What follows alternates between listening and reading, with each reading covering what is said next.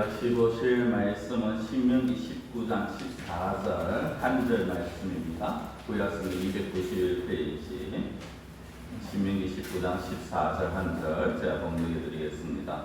네 하나님 여호와께서 네게 주어 차지하게 하시는 땅 곧 네 소유가 된 기업의 땅에서 조상이 정한 내 이웃의 경계표를 옮기지 말지니라. 아멘. 혹시 땅 따먹기라는 놀이를 아십니까? 이 놀이를 아신다면은 아마 최소한 제 이상의 그런 아마 연배일 겁니다. 요즘 젊은 아이들은 잘 모를 건데요. 이 땅 따먹기라는 것은 흙바닥에서 자기의 어떤 집을 정해놓고 거기서 작은 돌멩이를 튕겨가면서 정해진 횟수 안에 들어오면 그 땅이 자기 땅이 되는 거죠. 근데 그게 참 재미있는 게 그 게임을 하다 보면 놀이를 하면요. 그 아이의 성격이 다 나옵니다. 겁없는 아이들은 처음부터 크게 나갑니다. 그러다 결국 돌아오지 못해서 땅을 차지하지 못하고 또 너무 소심한 아이들은 너무 조금씩 나갑니다. 그러다 보니까 몇 번을 성공을 하는데 땅이 크게 벌어지지가 않아요.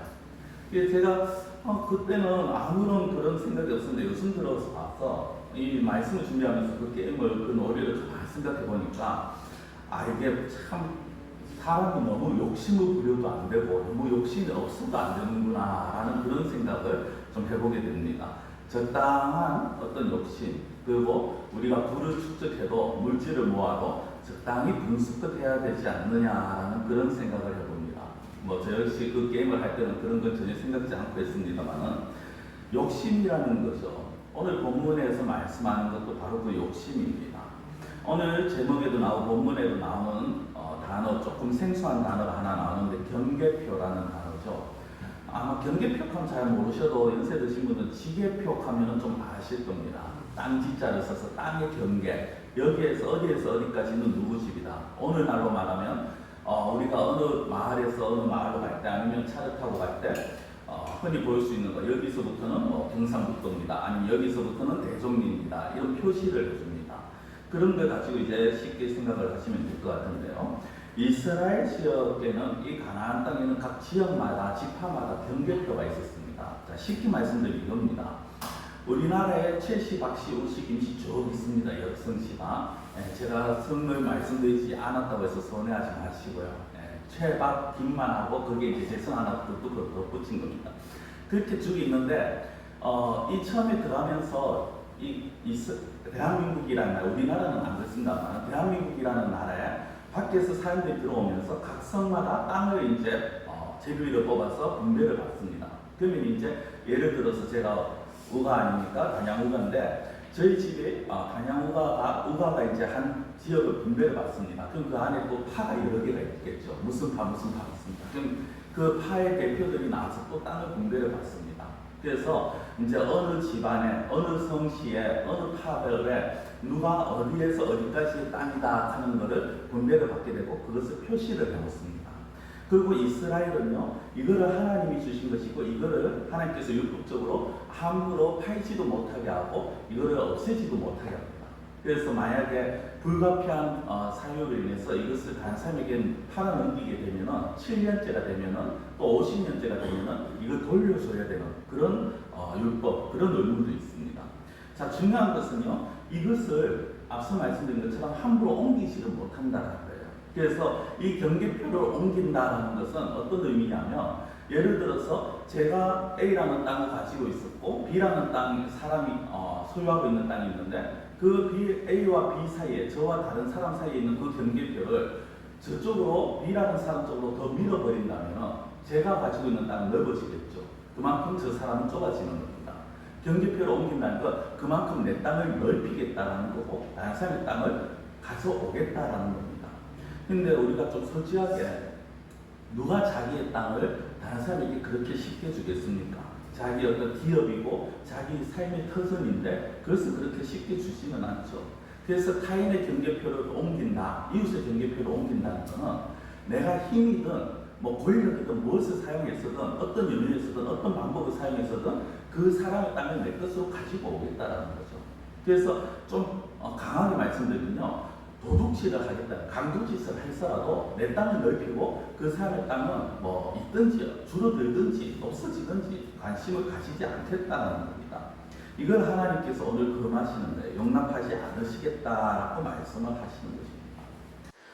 지난 주일에 우리가 도피성에 관한 문제를 말씀을 드렸죠. 그리고 다음 주일에 보면은 거짓 증인, 거짓 증거에 대한 말에 대해서 말씀을 하나님께서 하시는 말씀이 나옵니다. 지난 주일이나 다음 주일이나 오늘이나 하나같이 문제는요, 사람과 사람과의 문제입니다. 근데 사람과 사람과의 문제를 대수롭지 않게 생각할 수가 없는 것이, 사람은 하나님의 형상대로 지음받은 존재고, 또 하나님께서, 예수님께서도 어떻게 말씀하십니까? 율법 가운데 너희 이웃을 너희 몸과 같이 사랑하라 하셨다는 거죠. 그래서 타인에게 고통을 주고 타인의 뜻을 빼앗아온다는 건 그 하나님의 율법의 말씀, 하나님의 말씀을 정면으로 반박하는 것이고 부인하는 것이고, 하나님을 거부하고 하나님께 어떻게 보면 반항하는 그런 불신앙의 표현이라는 것입니다. 우리 성도님들 신앙생활 조금 하시면은 아시는 이야기가, 다윗의 이야기 중에 하나가 무엇이냐면 우리아의 아내를 취하는 그런 사건을 아실 겁니다. 밧세바라는 여인을 취하게 되죠. 그 여인의 너무 어떤 매혹적인 모습에 이 다윗이 마음을 뺏기고 그 여인을 취합니다. 그리고 그것을 은폐하기 위해서 어떻게 합니까? 자기의 충신이 그 우리아를 전쟁터 최전방에 내세워서 죽게 만듭니다. 다윗은 이것이 크게 죄악이라는 걸 깨닫지 못했습니다. 그런데 그 사건 이후에 밧세바를 자기 궁에 들렸는데, 그때 하나님께서 나단이라는 선지자를 통해서 이 다윗을 책망합니다. 그때 비유가 하나 있죠. 당신 어느 사람이 있었는데, 부자가 있었는데 그 집에 손님이 왔다. 그리고 그 손님에게 적대의 양을 구하기 위해서 자기 집에 양을 하지 아니하고 이웃에 한 마리밖에 없는, 양 한 마리밖에 없는 집에 가서 그 양을 잡아서 왔다. 어떻게 해야 되겠느냐 할 때 이 다윗이 자기 이야기인 줄도 꿈에도 생각 못하고 그런 사람은 죽어야 마땅하다고 그렇게 흥분을 합니다. 그렇게 다윗이 그렇게 말을 하자 하나님께서 나단을 통해서 하신 말씀이 네가 바로 그 자다라고 그렇게 지적을 하시죠. 그러면서 하나님께서 다윗에게 말씀을 하시는데요, 그 말씀 중에 어떤 말씀이 있느냐면 너에게 필요한 것이 있었으면 내가 더 주었을 것이다 라는 말씀을 하십니다. 아마 우리 성도님들 나단 이야기, 밧세바 이야기 보시면서 그 부분을 잘 이게 쉽게 그냥 지나가신 부분들이 있으실 텐데, 자, 사무엘하 12장 7절 8절 말씀에 그렇게 말씀을 합니다. 나단이 다윗에게 이르되 당신이 그 사람이라. 이스라엘의 하나님 여호와께서 이와 같이 이르시기를 내가 너를 이스라엘 왕으로 기름 붓기 위하여 너를 사울의 손에서 구원하고 네 주인의 집을 너에게 주고 너의 주인의 아내들을 너희 품에 두고 이스라엘과 유다 족속을 너에게 맡겼느니라. 만일 그것이 부족하였을 것 같으면 내가 네게 이것저것을 더 주었으리라. 어떤 말씀인지 이해가 되십니까? 하나님께서 다윗에게 내가 너를 이스라엘 왕으로 삼기 위해서 너를 사울의 손에서 건져주었다.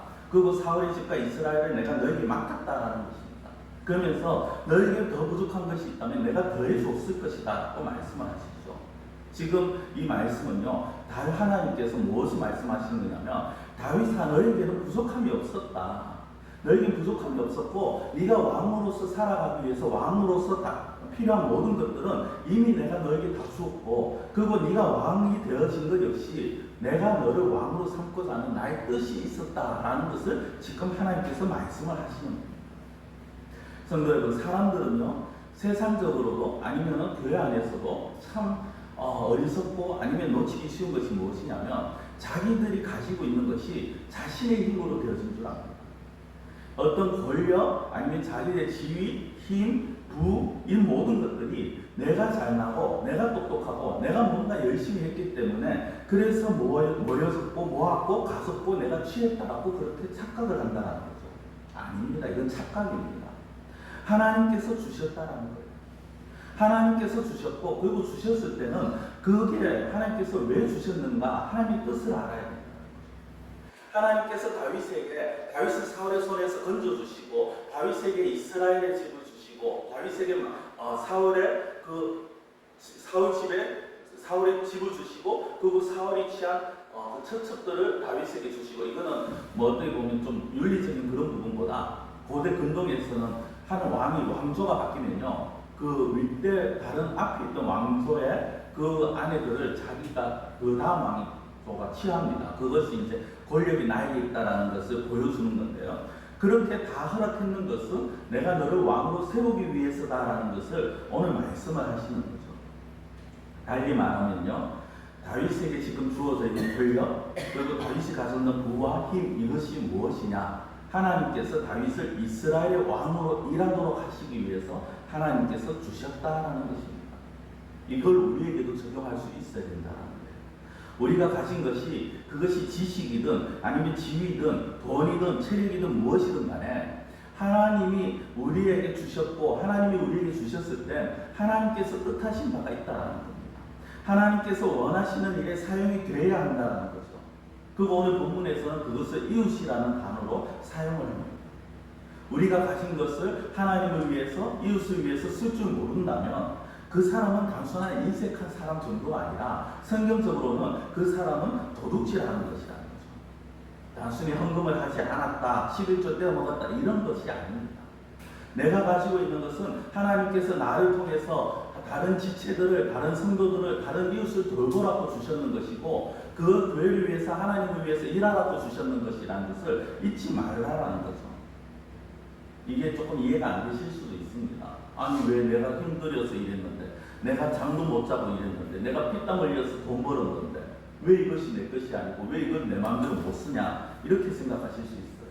그렇다면 이걸 방향을 조금 바꿔서 한번 생각해 보시기 바랍니다. 신분이라는 방향에서 우리가 좀 생각을 해보시면 이해가 되실 겁니다.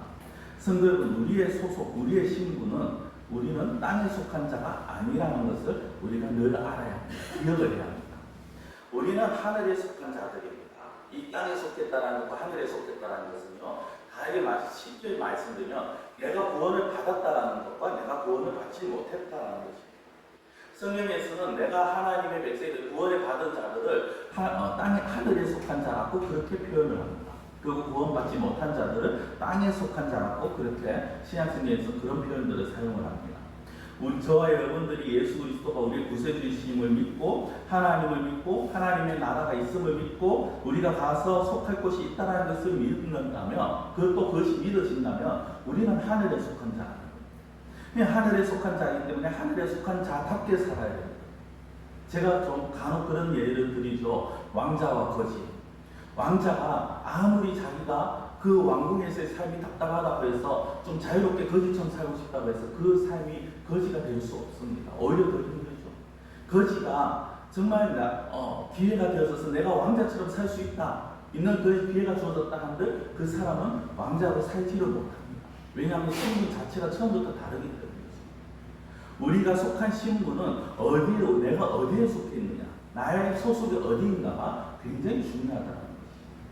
우리는 하늘에 속해 있는 자들입니다. 하나님의 나라의 백성입니다. 이것을 다르게 표현하면 위의 것이라, 위에 속했다고 말을 하죠. 위에 속해 있기 때문에, 하늘에 속해 있기 때문에 우리가 생각해야 될 것은 하늘의 것을, 위의 것을 생각해야 된다는 것입니다.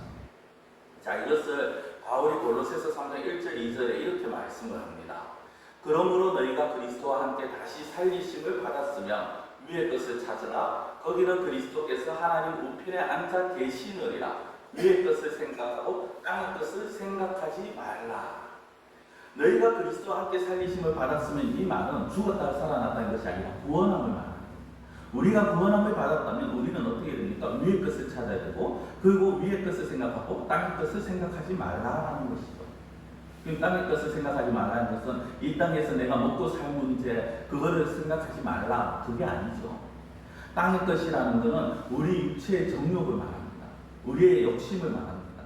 나의 어떤 내 자신의 정욕이라는 거죠. 하나님이 원하시지 않는 정욕입니다. 하나님이 원하시지 않는 욕심입니다. 나의 기분과 나의 마음의 흡족함과 나의 쾌락을 위해서 이루고자 하는 것. 더 쉽게 말씀드리면 내가 하고 싶은 대로 하는 것. 그것이 바로 땅에 있는 것입니다. 그래서 바울은 더 나아가서 어떻게 얘기하냐면, 땅에 속한 자들은 땅에 있는 지체라고 말하고 우리는 하늘에 속해 있기 때문에 땅에 있는 그 지체를 죽여야 된다라고 말을 합니다. 그것이 골로새서 3장 5절 말씀입니다. 그러므로 땅에 있는 지체를 죽이라. 곧 음란과 부정과 사욕과 악한 정욕과 탐심이니 탐심은 우상 숭배니라. 땅에 있는 지체는 단순한 몸을 말하는 게 아니에요. 몸을 죽이라는 게 아닙니다. 몸을 죽이라는 게 아니라 우리의 생각을 죽이라는 거예요. 우리의 정욕을 죽이라는 것이고 우리의 이성을 죽이라는 겁니다. 그럼 왜 죽여야 합니까? 그 계속해서 나오잖아요. 땅에 있는 지체는 곧 음란과 부정과 사욕과 악한 정욕과 탐심입니다. 우리가 그냥 종교, 신앙 떠나서 이 단어만 봐도 이것이 결코 우리에게 좋은 것이라고 우리는 생각하지 않습니다. 그렇게 생각이 들 수가 없습니다.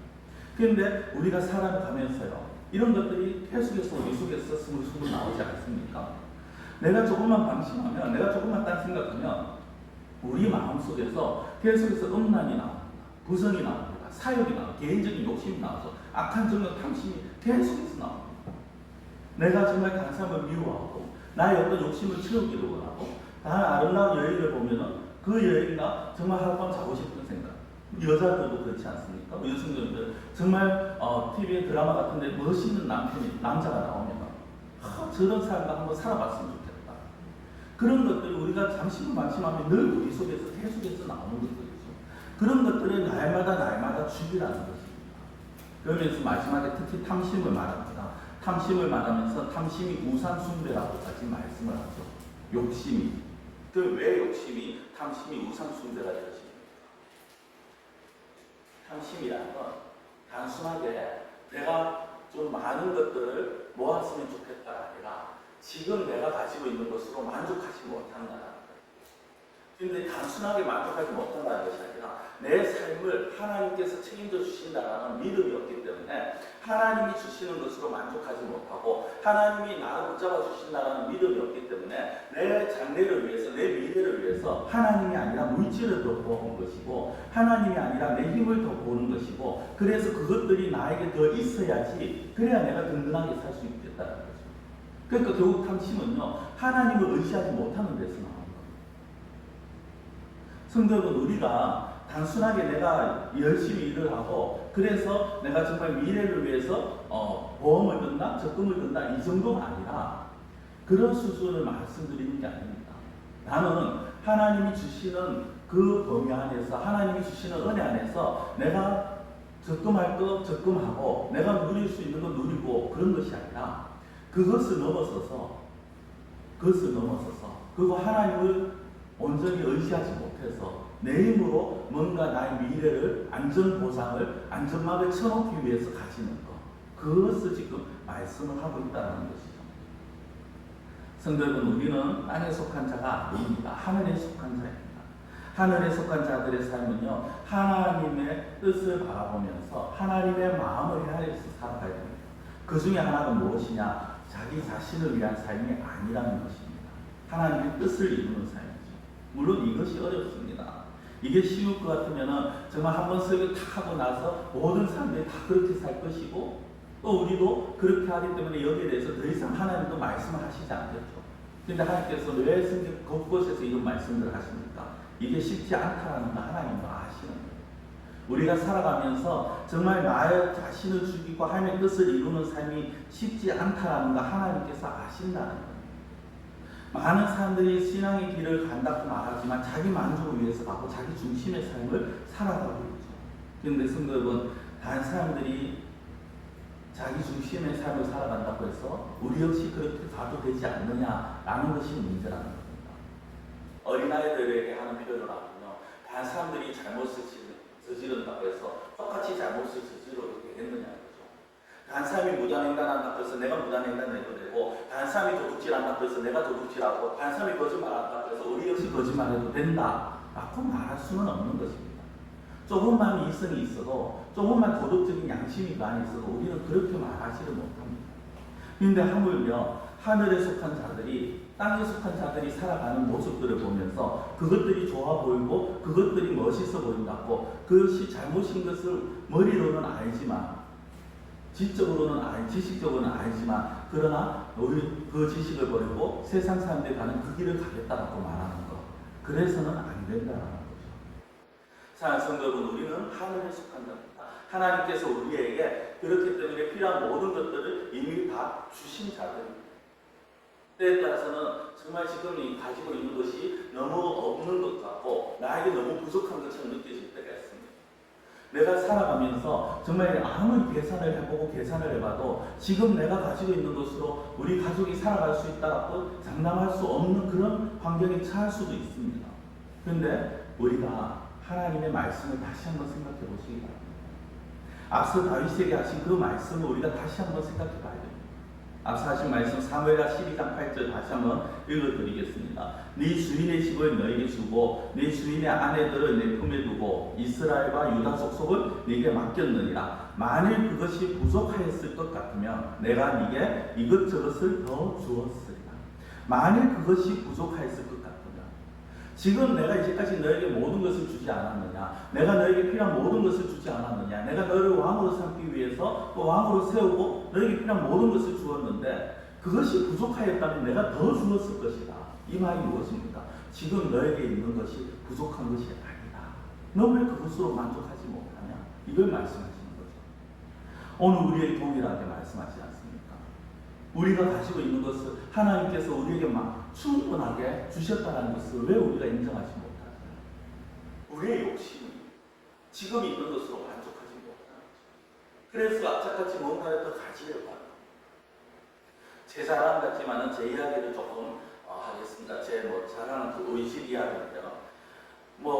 솔직하게 제가 이런 금전적인 이야기를 장로님들이나 아니면 교회나 당회에서 이야기를 하지 않습니다.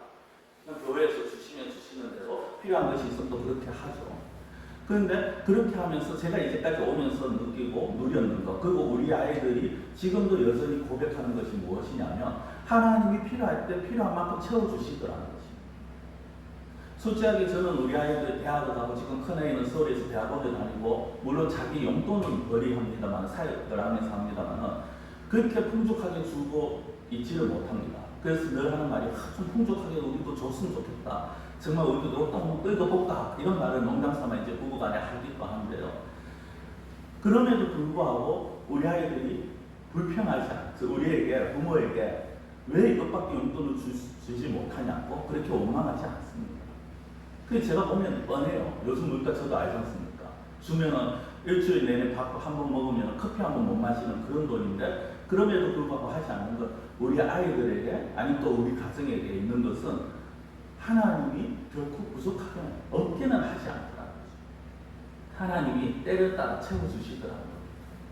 당장은 없는 것 같고 미래를 보면 깜깜한데 그 상황에서는 하나님께서 채워주시더라는 거죠. 성도분, 이것을 성도님들이 이 사실을 생각하시기 바랍니다. 목사니까 그렇겠지가 아니고 하나님께서 여러분들에게 필요한 것은 이미 여러분들에게 주셨다는 거예요. 더 필요한 것이 있다면 더 주실 겁니다. 그렇기 때문에 인간적인 욕심, 땅에 있는 속한 사람들처럼 그렇게 인간적인 욕심을 내지 마시라는 거죠. 조금 다른 이야기를 한번 해볼까요? 신약성경에 초대교회 당시에 중동 그 근방 지역으로 오늘날 말하면 소아시아라는 지역, 그 당시에 소아시아라는 지역, 오늘날로 말하면 터키나 이 터키 쪽입니다. 터키 쪽에 복음이 굉장히 많이 전파가 되고 선교가 되어지면서 그 지역에 많은 교회들이 세워졌습니다. 그 중에 하나가 고린도라는 지역에 있는 교회인데요. 이 고린도는 지역적인 특성도 있었습니다만 굉장히 똑똑한 사람들이 많습니다. 잘난 사람들이 많아요. 근데 그 고린도의 가장 큰 문제 중에 하나가 뭐냐면, 여러 문제가 있습니다만 문제 중에 하나가 뭐냐면 분열이 있다. 쉽게 말해 계파가 있어요. 당파가 있어요. 그래서 자기들이 따르는 지도자에 따라서 이름을 붙입니다. 예수님의 수제자에는 베드로가 최고다. 그래서 베드로의 또 다른 이름이 우리는 개발파다. 아니다. 그래도 선교를 많이 하는 바울이 최고다. 우리는 바울파다. 이륙풍적한 것보다 다 집어치우고 그냥 예수 그리스도가 최고다. 예수파다. 이런 당파들이 많습니다. 그런데 그 당파들이, 그런 개파들이 있는 이유가 무엇입니까? 자기들이 잘났다는 거죠. 그래서 바울이 그 고린도 교회에 편지를 쓰면서 그래 너희들이 있는데 내가 그래도 최고다 이렇게 말하시는 않습니다. 바울파가 최고다라는 말씀도 없고요. 어느 파가 제일 낫고 어느 파는 그보다 좀 못하다 이런 말씀 없어요. 바울이 거기에 대해서 이야기를 하는데 어떤 이야기를 하느냐면 전혀 뜬금없이 충성이라는 단어를 사용을 합니다. 자, 고린도전서 4장 1절 2절 말씀인데요.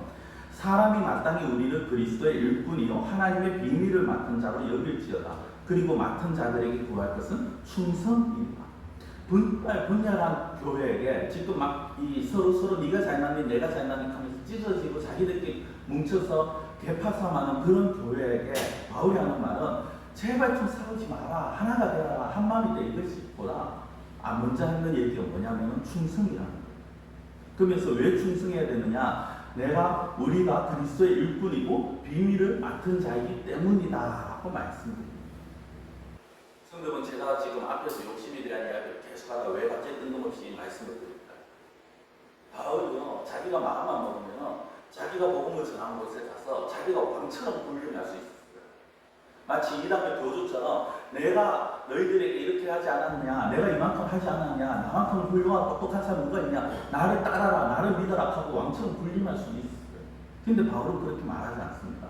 그럼 바울이 지금 이것이 무엇입니까? 내가 가진 사도식이 내가 잘난서가 아니라 하나님으로부터 받은 것이다 라는 걸 말을 하는 거죠.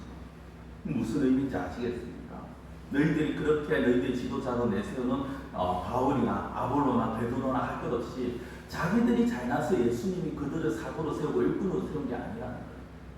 하나님께서 그들을 일꾼으로 세웠기 때문에 그들이 일을 하고 있는 것이고, 자신 역시 하나님께서 자신을 일꾼으로 세우고 사도로 세웠으니까 그 일을 하는 것이지, 우리가 뭔가 잘나고 우리가 너희들보다 대단해서 일을 하는 것이 아니다라는 걸 말하는 겁니다. 그러면서 하는 말이 뭡니까? 그렇게 하나님께서 우리를 일꾼으로 삼으셨기 때문에 우리가 할 것은 그저 충성할 것밖에 없다는 거예요. 자신의 인기나 지식을 내세워서 많은 사람을 선동하고 따르게 할 수 있었음에도 불구하고 그렇게 하지 않았어요.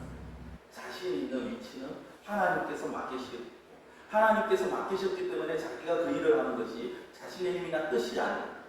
그렇기 때문에 내가 할 수 있는 것은 충성밖에 없고 내가 말할 것은 예수 그리스도밖에 없다라는 것을 바울이 말하고 있는 것입니다. 잘한 거죠. 내가 다른 이들보다 낫다라는 우월감이 있을 수 없습니다. 왜 그렇습니까? 자신이 가진 것이 하나님께서 자신에게 맡기셨다는 것을 바울은 믿었고 거기에 대한 확신이 있었기 때문이라는 거죠.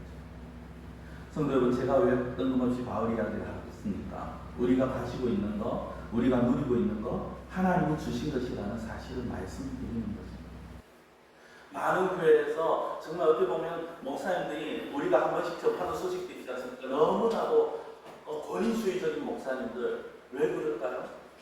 자신의 힘으로 뭔가를 하고 자신의 위치에서 자신이 누리는 것만을 찾고 싶은 거죠. 물론 모든 목사님들이 다 그렇다는 건 아닙니다. 일부 좀 안 좋은 모습을 보이는 분들이 계시다는 거예요. 우리가 가지고 있는 것, 지금 내가 있는 위치, 그리고 우리가 지금 처한 상황, 거기에서 우리는 만족할 줄 아는 자가 되어야 된다는 것입니다. 내가 가진 것에 대한 만족이 없으면요, 바세바를 범한 다윗이 되는 것입니다. 사람들이 이런 말을 하죠. 이전보다 해야 될 일도 많고, 먹여 살릴 가족도 많고, 앞으로 돈 들어갈 일도 많고, 그래서 지금까지 벌이도 부족하기 때문에 더 악착같이 돈을 벌어야 되고, 더 아둥바둥 벌어야 되고, 더 높은 자리에 올라가야 되고, 더 많은 것을 취해야 된다. 맞습니다. 인간적으로 분명히 맞아요. 거기에 대해서 제가 부인할 수는 없죠. 저도 그렇게 생각합니다. 그런데요, 하나님께서 뭐라고 하십니까? 정말 필요하면, 더 필요하면 내가 주겠다. 정말 너희들에게 더 필요한 것이 있으면 내가 줄 거야. 그러니까 제발 이웃의 경계표를 옮기지 마. 다른 사람에게 회를 주면서 다른 사람의 것을 빼앗으면서 너희들의 욕심을 채우지 마. 이걸 하나님께서 오늘 말씀을 하시는 거죠. 그런데 사람들이 이걸 깨닫지 못하죠. 교회 안에서도 직장에서도 사람을 깔봅니다. 자신의 지위나 자신이 가진 것도 인해서 자신의 욕심을 채우기 급급합니다. 그걸 도둑질이라고 말합니다. 이게 세상에서만 그럴까요? 여러분들 가정에서는 어떻습니까? 여러분들의 자녀들이 올바로 자라기를 원하시죠? 그러면 부모된 자들이 먼저 돈을 벌이셔야죠. 자녀들을 존중하셔야죠. 우리나라는 아직까지 좀 권위주의적인 게 있어서요. 부모가 무조건 말을 하면 자녀들 무조건 끌려가야 되는 것처럼 그런 아직도 인식이 있습니다. 물론 요즘 젊은 세대들이 조금 많이 바뀌긴 합니다만 그렇게 해서는 안 된다는 거예요. 자녀들을 존중해줘야 된다. 자녀들 부모의 권위로 억누르지 않습니까? 그럼 그 자녀들이 따라오는 것 같죠? 겉으로는 따라갑니다. 그런데 속은 어떤지 아십니까? 아니, 엄마도 못하겠어. 아빠도 못하겠어. 신앙에 대해서 이야기하지 않습니까? 엄마 아빠한테 못하겠어. 성경은 우리가 자녀들 역시 우리 것이 아니라는 걸 아셔야 돼요. 우리 자녀들, 우리 자녀라고 말하죠. 내 아들, 내 딸이지 않습니까?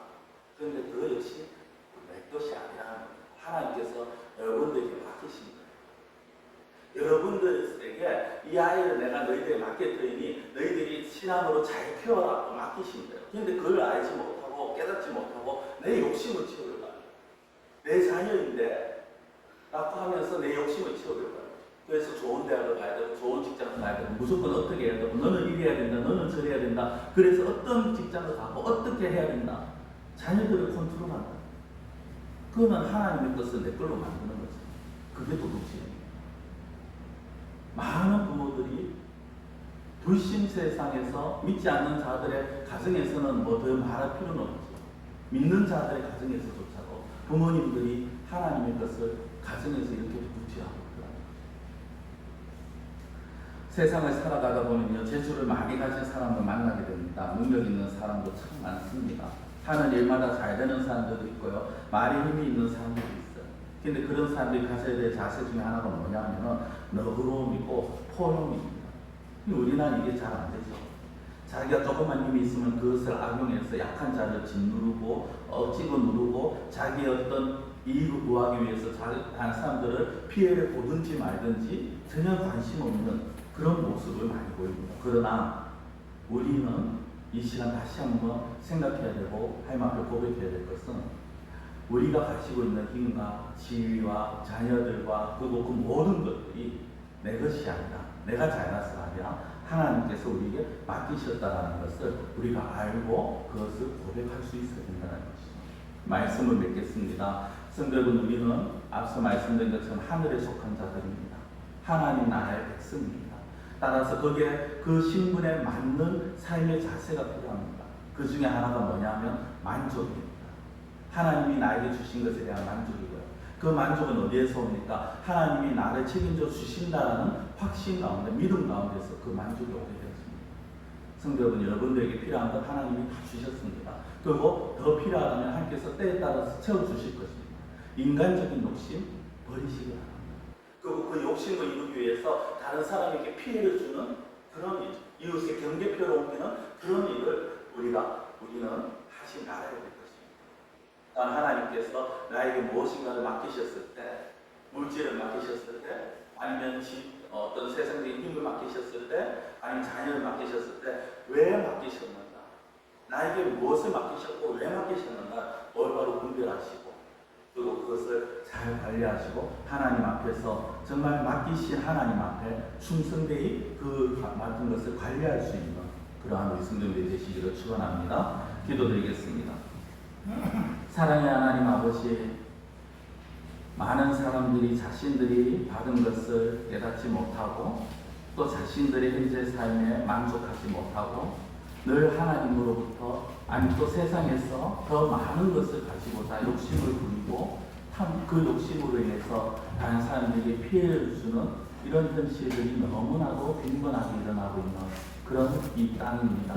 하나님, 이런 시대, 이런 상황에서, 세상에서 저희들은 정말 하나님께서 저희들에게 맡기신 것에 만족할 줄 아는 자가 되게 하시고 하나님께서 베푸신 것에 감사할 줄 아는 자가 되게 하시고 내가 내 생각에 더 필요하다 해서 타인에게 피해를 주고 이웃의 경계표를 옮기는 그러한 도둑질을 하지 아니하도록 하나님 저희들을 붙들어 주시고 저희들의 마음을 지켜 주시옵소서. 또 하나님 저희들에게 맡기신 것을 저희들이 잘 관리하고 맡은 자에게 구할 것은 충성이라 하셨사오니 하나님 저희들에게 물질과 또 하나님께서 물질과 그 외에 여러 어떤 것을 맡기셨던 그것을 잘 관리하여 하나님 나라를 위해 또 하나님께서 맡기신 그 일을 관리하는 데 있어 잘 사용할 수 있도록 하나님께서 은혜를 베풀어 주시옵소서. 간절히 원하고 모든 것 예수님의 이름으로 기도드리옵나이다. 아멘.